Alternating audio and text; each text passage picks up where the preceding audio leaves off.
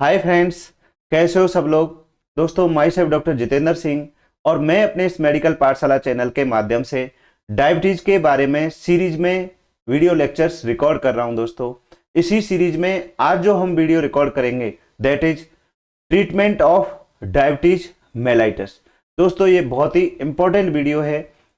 जब भी कोई पेशेंट आपके पास डायग्नोस होता है कि ये पेशेंट डायबिटिक है और अपन ने उसका ट्रीटमेंट स्टार्ट करना है, तो कैसे अपने को स्टेप बाय स्टेप अप्रोच रखनी है, कैसे अपने को ट्रीट करना है उसको, इसके बारे में दोस्तों इस वीडियो में हम बात करने जा रहे हैं।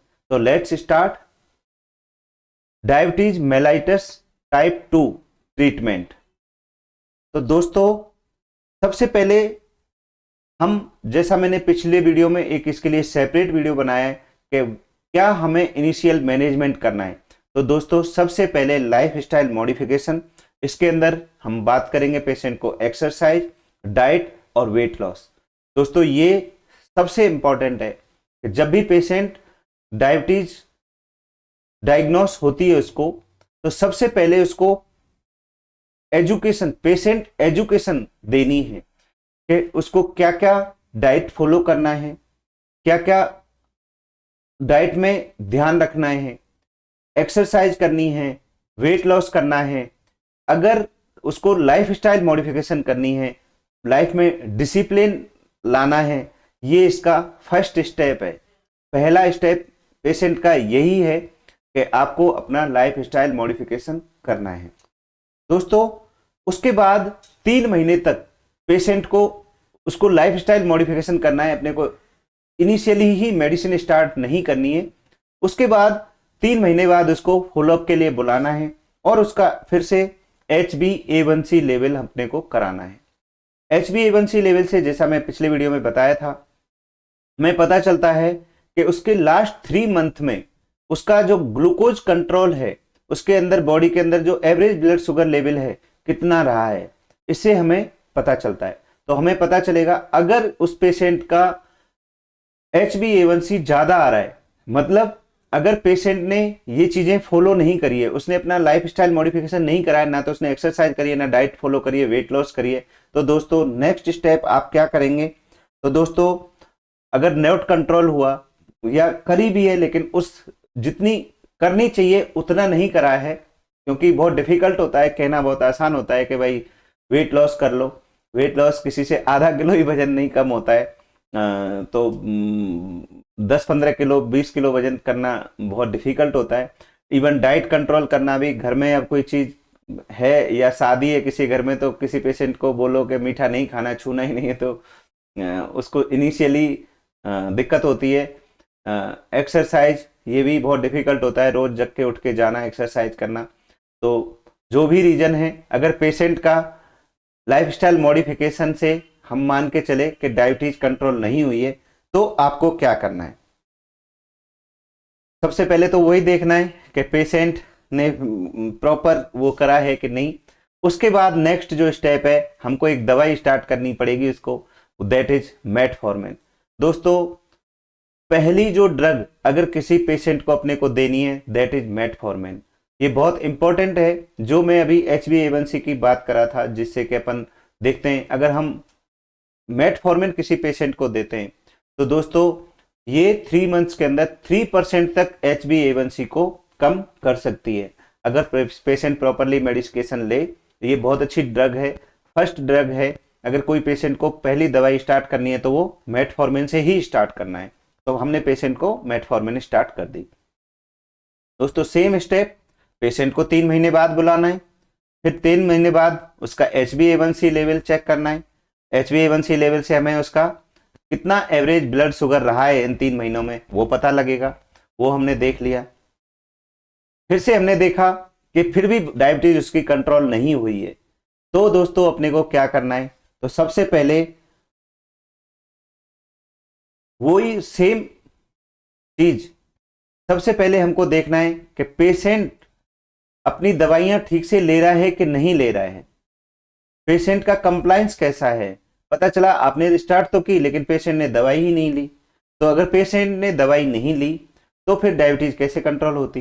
तो पहले पेशेंट को उसकी कंप्लाइंस देखनी है कि जो आपने उसको पेशेंट एजुकेशन करी, अपना एक्सरसाइज, डाइट, वेट लॉस, ये 3 काम किए कि नहीं, और साथ में उसने दवाई ली कि नहीं, और उसके बाद भी अगर वेट कंट्रोल नहीं हुआ है तो दोस्तों हम add second drug to metformin. अब हम मेटफॉर्मिन के साथ कॉम्बिनेशन में या सेपरेटली एक दवाई और स्टार्ट करनी पड़ेगी हमको। सबसे पहले तो हमने कोई दवाई नहीं दी, एक्सरसाइज, वेट लॉस और डाइट कंट्रोल करने के लिए उसको अपनी लाइफ स्टाइल मॉडिफिकेशन के लिए, डिसिप्लिन के लिए बोला, उससे कंट्रोल नहीं हुआ तो हमने एक दवाई स्टार्ट की मेटफॉर्मिन।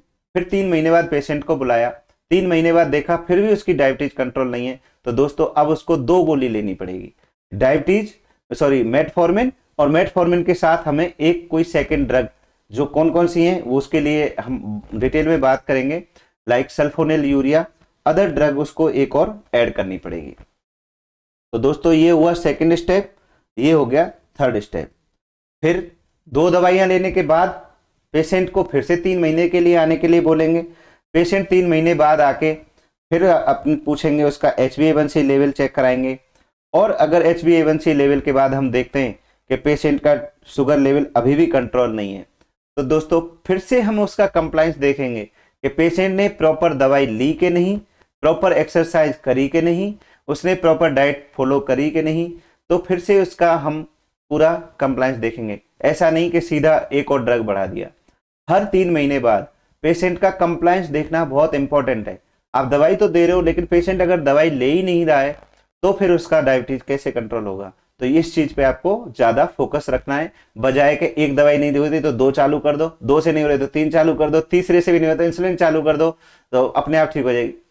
अगर आप पेशेंट का कंप्लाइंस नहीं देखोगे दोस्तों, चाहे आप 10 ड्रग भी चालू कर दो तो भी डायबिटीज कंट्रोल नहीं होने वाली।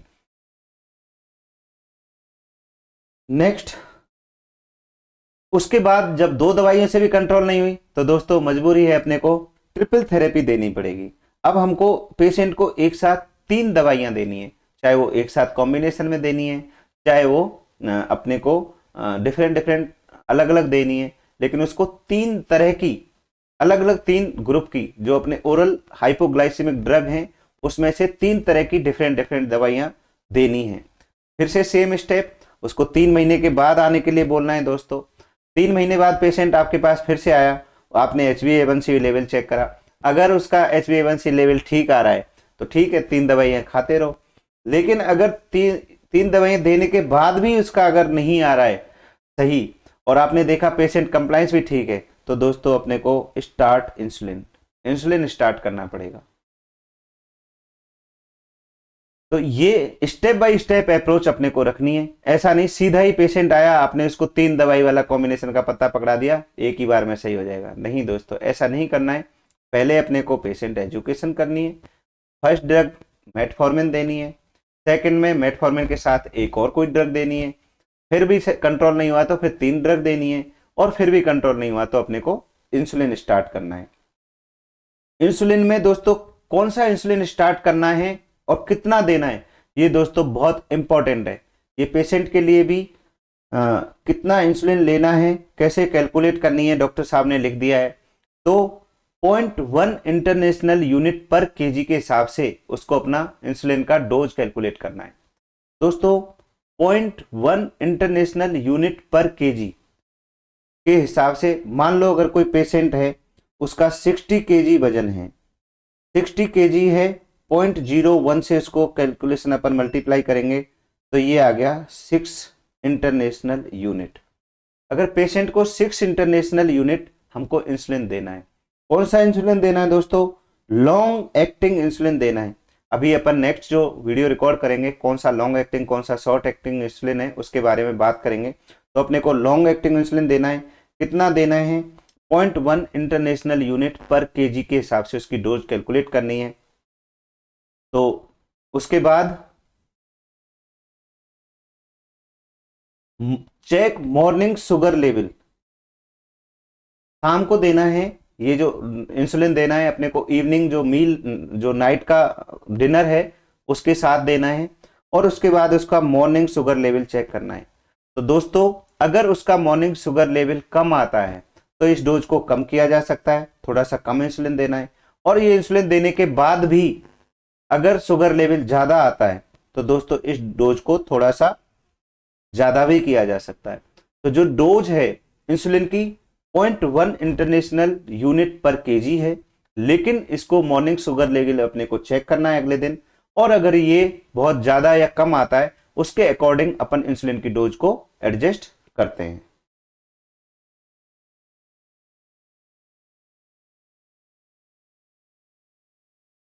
दोस्तों हमने उसको एक शाम को इंसुलिन देना स्टार्ट कर दिया है पेशेंट को, और उसके बाद हमने देखा फिर भी इसका शुगर लेवल कंट्रोल नहीं हो रहा है।